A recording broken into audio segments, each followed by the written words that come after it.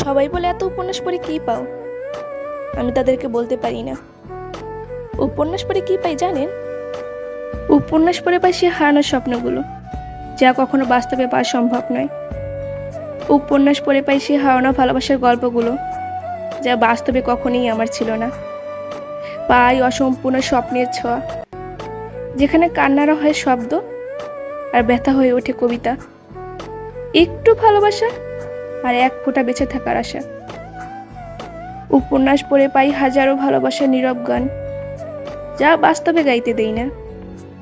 আর পাই অজানা স্বপ্নের আলো, যেখানে চোখের নীরব কান্না বদলে যায় আর ব্যথাগুলো গভীর কবিতার রূপ নেয়। বাস্তবতা যেখানে চুপ থাকে, উপন্যাস সেখানে আমাকে বাঁচতে শেখায়। একটা হৃদয় ভাঙার নিঃশ্বাস হয়ে ওঠে।